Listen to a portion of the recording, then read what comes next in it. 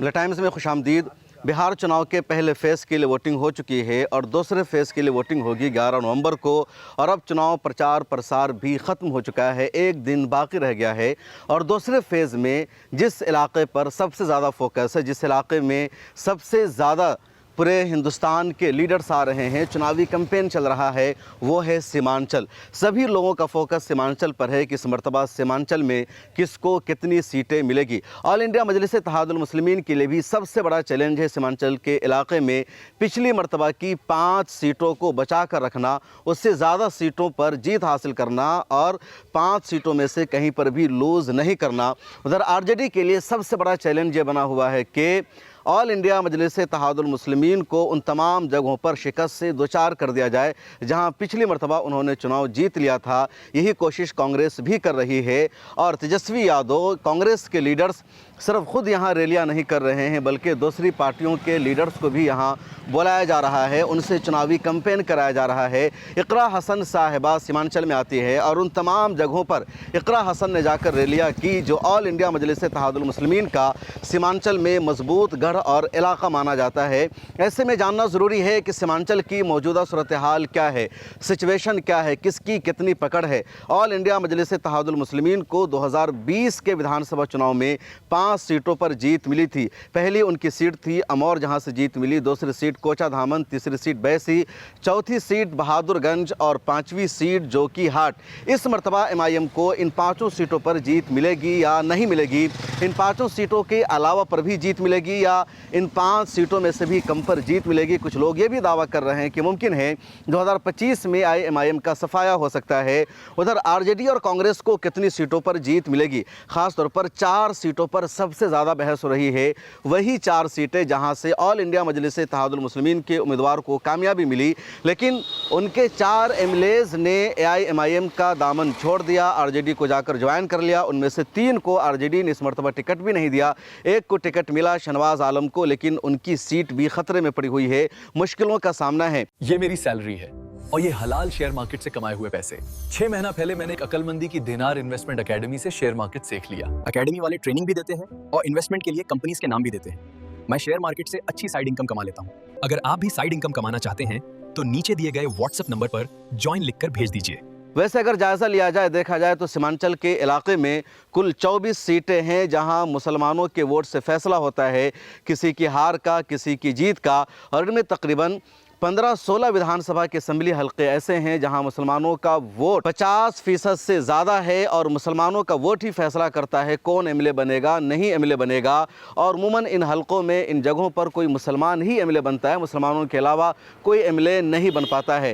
इन 15-16 assembly हल्कों में से 11 assembly हल्कों पर ऑल इंडिया मजलिस इत्तेहादुल मुस्लिमीन मजबूती से चुनाव लड़ रही है, पूरी ताकत के साथ मैदान में खड़ी हुई है। और असदुद्दीन ओवैसी साहब भी लगातार इन इलाकों में, इन हल्कों में रैलियां कर रहे हैं। मिथिलांचल में, बिहार के दूसरे इलाकों में भी एआईएमआईएम ने अपने उम्मीदवार को उतारा था, लेकिन वहां उन्होंने उतनी मेहनत नहीं की थी जितनी मेहनत यहां वो कर रहे हैं।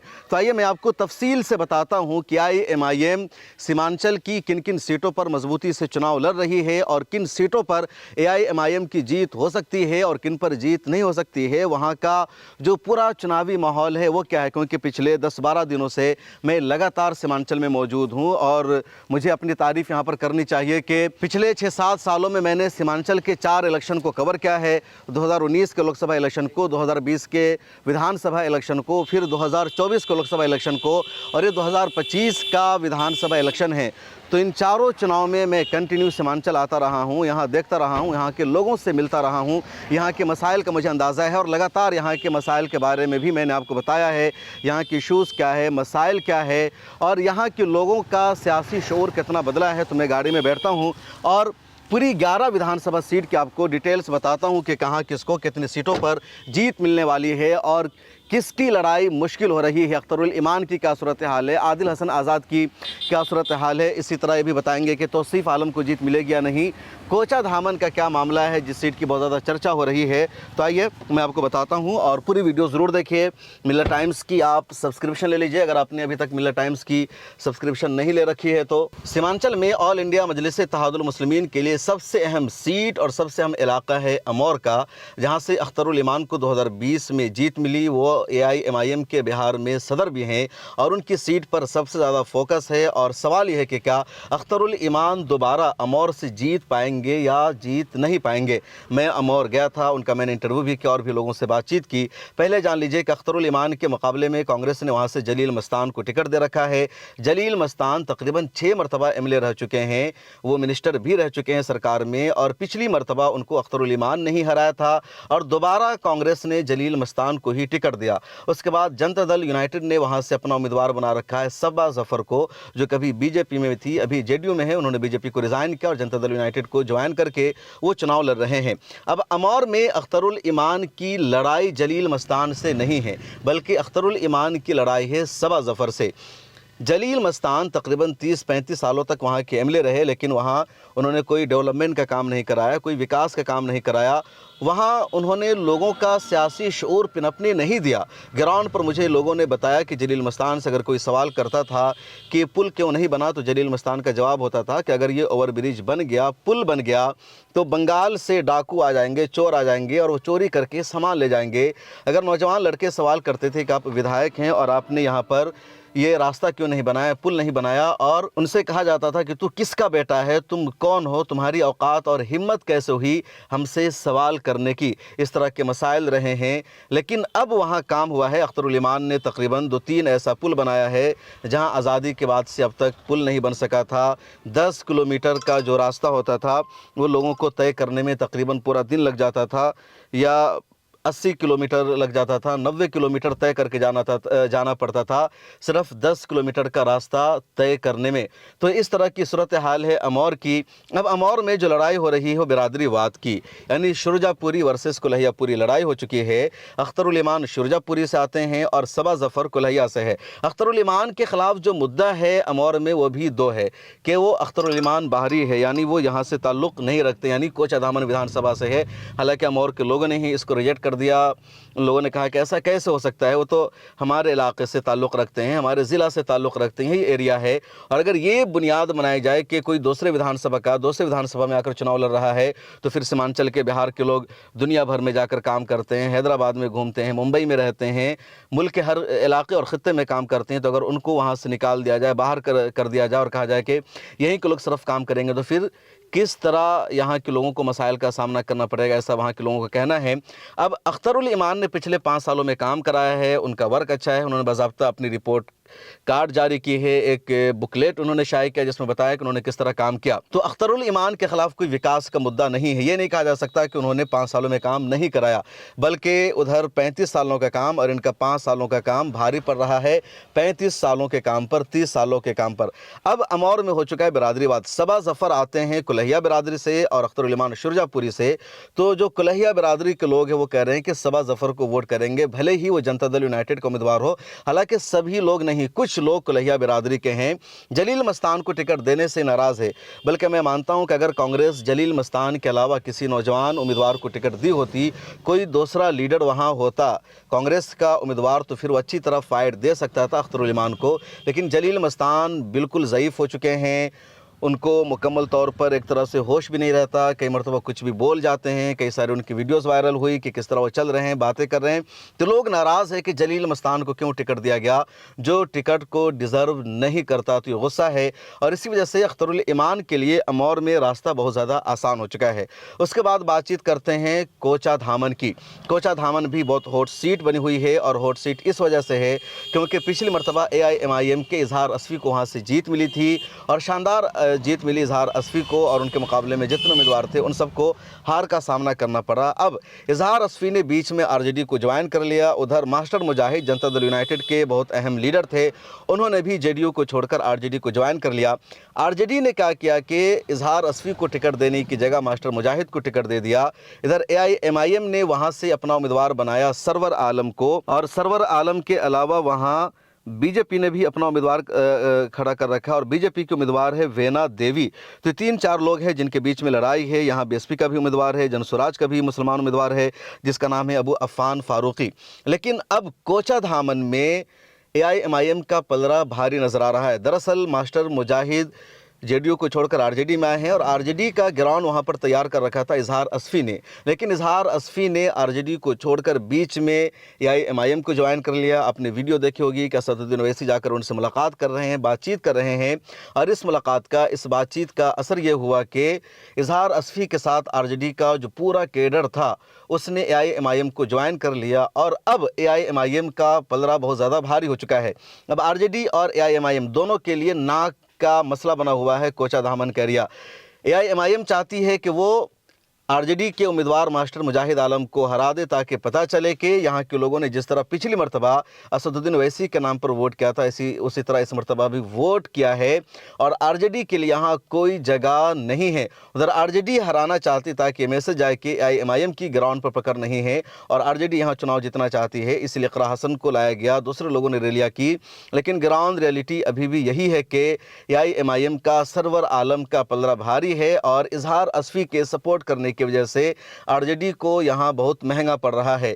अख्तरुल ईमान आखिरी विधायक थे आरजेडी के कोचाधामन में, उनके आरजेडी के छोड़ने के बाद आरजेडी का कोई और विधायक कोचाधामन से नहीं बन सका। सीमांचल की एक और हॉट सीट है बहादुरगंज की। बहादुरगंज में ऑल इंडिया मजलिस इत्तेहादुल मुस्लिमीन ने तौसीफ आलम को उम्मीदवार बना रखा है और यहाँ महागठबंधन में कांग्रेस से उम्मीदवार है मुसव्विर आलम, उसके अलावा लोक जनशक्ति पार्टी के यहाँ उम्मीदवार मुसलमान है जिसका नाम है मोहम्मद कलीमुद्दीन और जनसुराज ने भी यहाँ पर वरुण कुमार सिंह को उम्मीदवार बना रखा है और इस वक्त अंसार नईमी आरजेडी से यहाँ पर एमएलए है जिनको ऑल इंडिया मजलिस इत्तेहादुल मुस्लिमीन के टिकट पर 2020 में जीत मिली।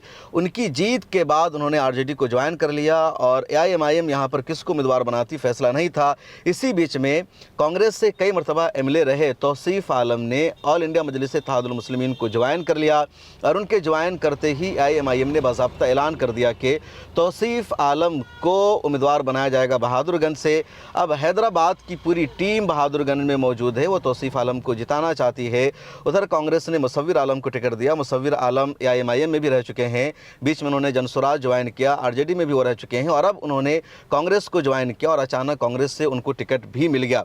अब बहादुरगंज की भी ग्राउंड रियलिटी ये है कि यहाँ एआईएमआईएम का पलड़ा भारी है और कांग्रेस के लिए इस सीट को निकालना मुश्किल है। उसके बाद किशनगंज या कह लीजिए सीमांचल की एक और सीट है किशनगंज विधानसभा की। किशनगंज विधानसभा में जो सूरत हाल है, लोगों को ऐसा लगता है कि बीजेपी यहाँ सीट निकाल सकती है। बहरहाल किशनगंज में ऑल इंडिया मजलिस इत्तेहादुल मुस्लिमीन की तरफ से उम्मीदवार है शम्स आगाज़, पहली मरतबा वो एमएलए का चुनाव लड़ रहे हैं और यहाँ कांग्रेस का उम्मीदवार है कमरुल हुदा जो पहले एआईएमआईएम में थे। 2020 में उनको एआईएमआईएम से हार मिली, उससे पहले उपचुनाव में उनको जीत मिली थी एआईएमआईएम के टिकट पर।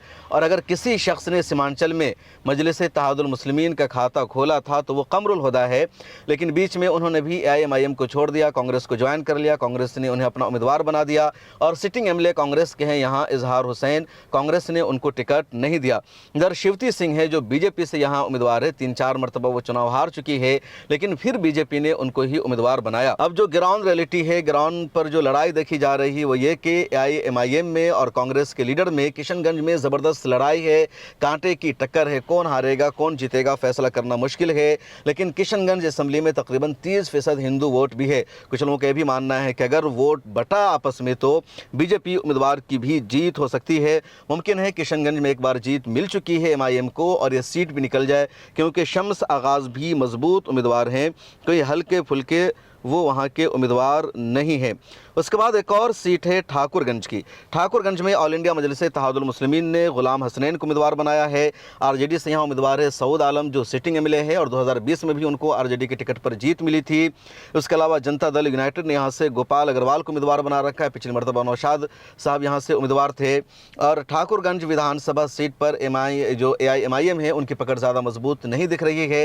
इधर सऊद आलम का जो बैकग्राउंड है वो भी बहुत अहम है क्योंकि सऊद आलम मौलाना असरारुल हक कासमी रहमतुल्लाह अलैह के बेटे हैं। मौलाना असरारुल हक कासमी रहमतुल्लाह अलैह किशनगंज के 2 मरतबा कांग्रेस से एमपी रह चुके हैं, कदावर नेता हैं। उनका तालीमी, समाजी, मिली मैदान में बड़ा कारनामा है और किशनगंज के लोग उनको अपना बड़ा लीडर और रहनुमा मानते हैं, इसलिए उनके बेटे को पिछली मरतबा भी जीत मिली सऊद आलम को और इस मरतबा भी सऊद आलम की जीत के चांसेस ज़्यादा है। इधर एआईएमआईएम की लीडरशिप को भी ज़्यादा भरोसा नहीं है ठाकुरगंज की सीट को निकालने का, तो ठाकुरगंज में माना जा रहा है कि लड़ाई है सऊद आलम वर्सेस ये जो जनता दल यूनाइटेड का उम्मीदवार है गोपाल अग्रवाल, उसके बीच में। उसके बाद एक और सीट है यहाँ की, वो है बैसी विधानसभा की। बैसी विधानसभा में 2020 में एआईएमआईएम को जीत मिली थी और वहाँ से जो एमएलए बने थे वो थे सैयद रुकनुद्दीन अहमद। लेकिन रुकनुद्दीन अहमद ने भी एमआईएम को छोड़ दिया, आरजेडी को ज्वाइन कर लिया, उनको टिकट भी नहीं मिला। आरजेडी ने इस मरतबा बैसी विधानसभा से अपना उम्मीदवार बनाया है हाजी अब्दुल सुबहान को, और एमआईएम ने अपना उम्मीदवार बनाया है वहाँ से गुलाम सरवर को। उधर बीजेपी से वहाँ उम्मीदवार है विनोद कुमार। तो इन तीनों के बीच में लड़ाई है, लेकिन असल लड़ाई देखी जा रही है यहाँ भी आरजेडी और एआईएमआईएम में। बैसी विधानसभा पर भी एआईएमआईएम का बहुत ज़्यादा फोकस है। एमआईएम को लगता है ये सीट निकल जाएगी जिस तरह पिछली मरतबा निकली थी। उधर आरजेडी का हाजी अब्दुल सुबहान भी बहुत मेहनत कर रहे हैं। लोगों का ये मानना है कि अगर आरजेडी टिकट ना काटती रुकनुद्दीन का तो वो अपनी सीट निकाल सकते थे, लेकिन रुकनुद्दीन का जब टिकट काटा गया तो रुकनुद्दीन ने खुलकर एमआईएम को सपोर्ट नहीं किया है। लेकिन आरजेडी उम्मीदवार के खिलाफ रुकनुद्दीन पूरी तैयारी के साथ कैंपेन कर रहे हैं, चुनावी मैदान में उतरे हुए हैं। तो उससे अंदाज़ा है कि सीट भी यहाँ पर एमआईएम को दोबारा जा सकती है। उसके बाद जोकीहाट विधानसभा की सीट है। जोकीहाट विधानसभा की सीट अररिया लोकसभा में पड़ती है और सीमांचल गांधी मरहूम तस्लीमुद्दीन का अपना इलाका और घर माना जाता है। और जोकी में इस वक्त 4 लोगों के बीच में लड़ाई है, जिनमें से 2 भाई आपस में लड़ रहे हैं और उसके बाद जो दूसरे हैं 2 भाई हैं आपस में, सरफराज आलम और शहनवाज आलम। तस्लीमुद्दीन के बड़े बेटे का नाम है सरफराज आलम और 3-4 मरतबा वो एमएलए रह चुके हैं, जोकीहाट से एमपी भी रह चुके हैं अररिया लोकसभा से, और उनके छोटे बेटे का नाम है शहनवाज आलम। शहनवाज आलम को पिछली मरतबा आरजेडी ने टिकट नहीं दिया, उन्होंने एमआईएम से चुनाव लड़ा, वो जीत गए। लेकिन शहनवाज आलम ने ही अपने साथ एमआईएम की 3 और विधायकों को मिलाया, आरजेडी को ज्वाइन कर लिया, उसको हुकूमत में मिनिस्ट्री भी मिल गई। अब 2025 में दोबारा आरजेडी ने शहनवाज आलम को टिकट दे दिया, सरफराज आलम को टिकट नहीं मिला, तो सरफराज आलम ने आरजेडी को सरफराज आलम ने जनसुराज को ज्वाइन कर लिया। अब सरफराज आलम जनसुराज से चुनावी मैदान में है, शहनवाज आलम आरजेडी से चुनावी मैदान में है। इसके अलावा ऑल इंडिया मजलिस इत्तेहादुल मुस्लिमीन ने मुर्शिद आलम को यहाँ से अपना उम्मीदवार बना रखा है, और जनता दल यूनाइटेड के यहाँ पर लीडर है मंजर आलम, जो यहाँ के एमएलए एक बार रह चुके हैं, वो मिनिस्टर भी रह चुके हैं नीतीश कुमार की सरकार में। तो इन चारों के बीच में ज़बरदस्त लड़ाई देखी जा रही है। दोनों भाइयों में सरफराज आलम का पलड़ा ज़्यादा भारी है। यहाँ के लोकल लोगों का यह कहना है कि सरफराज ज़्यादा अच्छा लीडर है शहनवाज आलम के मुकाबले में। उधर असदुद्दीन ओवैसी साहब भी जोकीहाट के लिए लगातार मेहनत कर रहे हैं, कोशिशें कर रहे हैं। उनको लगता है कि जोकीहाट की सीट हमारी निकल जाएगी।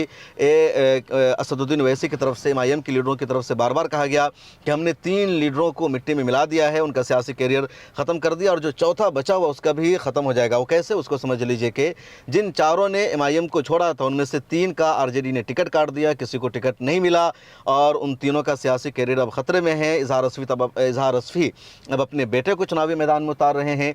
चौथा बच गया था शहनवाज आलम, उसको आरजेडी का टिकट मिल गया, लेकिन आरजेडी से वो जीत जाए शहनवाज आलम, ये कहना मुश्किल है।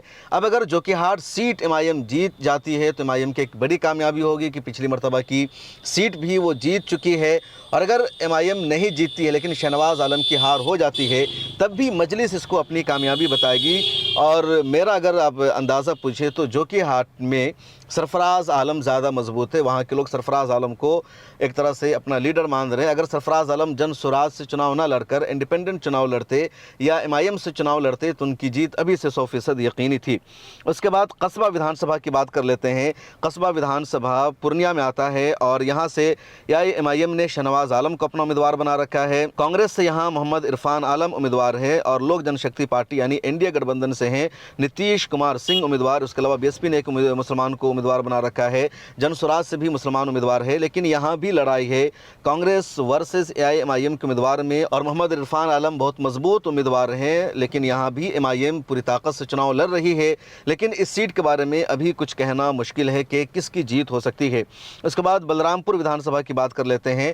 बलरामपुर विधानसभा के सिटिंग एमएलए हैं महबूब आलम, सीपीआई एमएल से हैं और वो बड़े मजबूत लीडर माने जाते हैं। असम्बली में खुलकर मुसलमानों के, बिहार के मुद्दे पर वो बोलते हैं, मुसलमानों की आवाज़ उठाते हैं। आदिल हसन आज़ाद एआईएमआईएम के नेशनल स्पोक पर्सन हैं और इस मरतबा उनको एमआईएम ने उम्मीदवार उतार रखा है। एलजेपी यानी एनडीए गठबंधन से वहाँ उम्मीदवार है संगीता देवी। तो इन तीनों के बीच में लड़ाई है। जनसुराज ने साहब आलम को उम्मीदवार बना रखा है। अब देखिए किन की जीत होती है। महबूब आलम को हरा पाना आदिल हसन के लिए वहाँ आज़ाद नहीं होगा अब रिजल्ट सामने आ जाएगा कुछ दिनों में।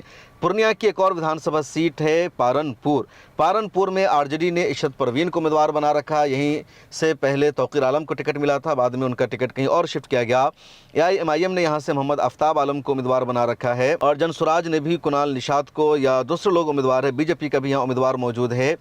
अब पारनपुर की सीट पर इशरत परवीन की मजबूत दावेदारी देखी जा रही है, उसके निकलने के लगातार इम्कान नज़र आ रहे हैं। अररिया विधानसभा भी बहुत ज़्यादा अहम है। अररिया विधानसभा में कांग्रेस ने आबिदुर रहमान को टिकट दे रखा है, जो उनके सिटिंग एमएलए हैं। उसके बाद यहाँ एआईएमआईएम से मोहम्मद मंजूर आलम को टिकट मिला। राशिद अनवर एआईएमआईएम से यहाँ टिकट के दावेदार थे, उनको टिकट नहीं मिला। फिर उन्होंने राष्ट्रीय उलमा कौंसिल से चुनावी मैदान में कदम रखा और वो मौलाना आमिर रशादी की पार्टी से चुनाव लड़ रहे हैं। एआईएमआईएम ने यहाँ से इंजीनियर मंजूर आलम को टिकट दे रखा है। जनता दल यूनाइटेड से उम्मीदवार यहाँ मुसलमान है, शगुफ्ता अजीम और फरहत नाम के खातून जनसुराज से यहाँ उम्मीदवार है। अब अररिया में भी जो लड़ाई है वो 3 उम्मीदवारों के बीच में है, कांग्रेस, जनता दल यूनाइटेड और एआईएमआईएम। एमआईएम के जो उम्मीदवार हैं मंजूर आलम बड़े बिजनेसमैन हैं, पैसा बहुत है, लेकिन पहली मरतबा वो चुनाव लड़ रहे हैं।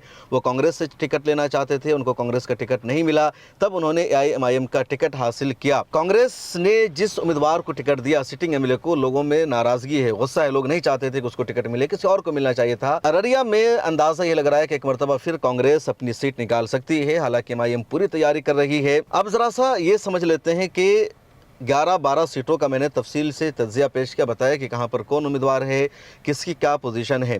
अब सबसे बड़ा सवाल यह है कि एआईएमआईएम 2025 में कितनी सीटों पर जीत हासिल कर सकती है और उनकी कितनी सीटें निकलने के चांसेस है। तो जो मेरा अपना सर्वे है, मुझे जो लग रहा है उसमें कि एमआईएम जहां मजबूत है और जहां पर एमआईएम की जीत के चांसेस है, उसमें अमौर विधानसभा की सीट एक तरह से आप कन्फर्म समझ लीजिए। उसके बाद बहादुरगंज, उसके बाद कोचाधामन, उसके बाद आप अगर मजबूत समझते हैं एमआईएम को तो बैसी विधानसभा की सीट है, और एक और विधानसभा सीट जहां आप एमआईएम को मजबूत समझ रहे हैं वो किशनगंज की है, जो कि हाथ में लड़ाई टफ है। हो सकता है कि अगर दोनों भाइयों में वोट बटा, उधर जेडीयू को वोट गया तो एमआईएम वहां निकाल भी सकती है। लेकिन शहनवाज आलम की जो पोजीशन है, जो कि हाट में कुछ कमज़ोर बताई जा रही है। आप अगर इस इलाके से ताल्लुक़ रखते हैं तो आपका क्या अनुमान है, आपका क्या तज्जिया है, कमेंट सेक्शन में ज़रूर लिखें। फिर मुलाकात होगी।